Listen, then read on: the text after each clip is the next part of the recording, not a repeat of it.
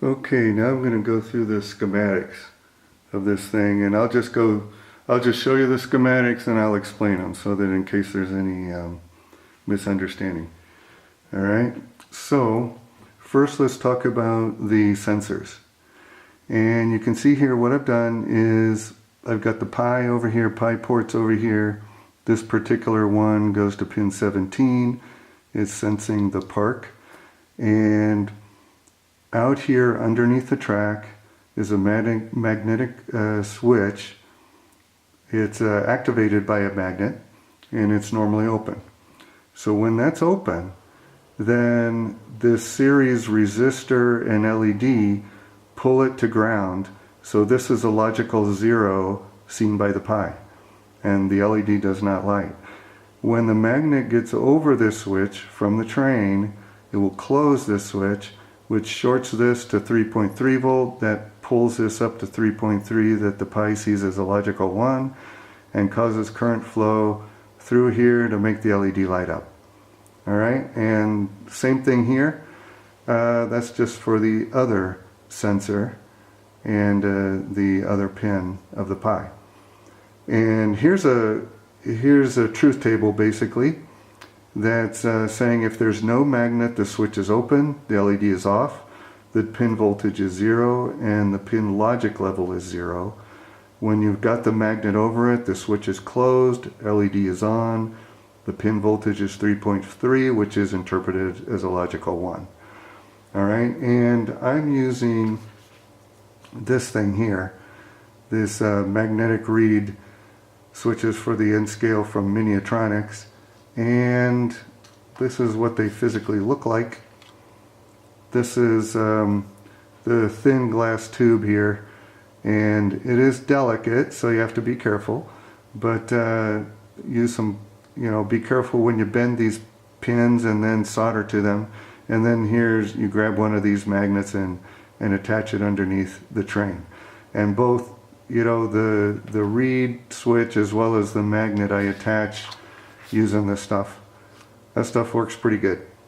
Just a tiny thin layer is all that's needed to make a secure connection either underneath the train or under the track for the relay.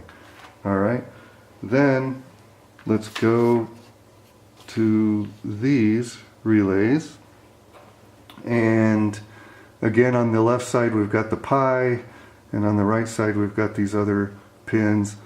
So you connect here, make sure the pi ground is connected to the relay ground, make sure the pi 5 volt is connected to the relay VCC port. In all of these, I'm only using 4 of them, the first two K1 and K2, and then K7 and K8. And what you see here is that normally on this center connection is normally connected to the left. And when it's activated active low from this input pin, that center will instead be connected to the right. Alright, so you see here's the throttle for the negative direction, here's the throttle from the positive direction, and then these two ports go to the track. And in this way you can select this guy to go forward, and then you would select this guy to go in reverse. And then over here we've got the same thing, same kind of connection, and this is to make the turnout go straight, this is to make the turnout make a turn. But instead these inputs here are coming from this 12 volt generated by a Kato module. So I'll show you that. That's what this is. These are the switches for the Kato turnouts, and this part right here is their 12 volt module. It connects to the AC output of the throttle, and the output of that is 12 volts. So it's that 12 volt that I use to go to the turnouts, just like what the mechanical one did. And I'm pointing out here also to be aware make sure you put something in /etc/rc.local that sets these ports up. Otherwise you could have them partially on, partially off, and you could have some funny things happen. So when you first power up the Pi, have this file initialize these guys. Okay? And then we've got the motor driver. So on the motor driver, again, we connect the 5 volt to the motor driver from the Pi, and we connect the ground to the Pi's ground. These inputs here are from the Pi, and they're labeled there, what function they are. And then these are what go to the motor, the stepper motor. And just follow these color codings of the wires, and then it will rotate correctly in the correct direction, and everything will work properly if you connect it up like this. Okay, so that's the whole schematic. Now I'll just show you the electrical concern to be aware of.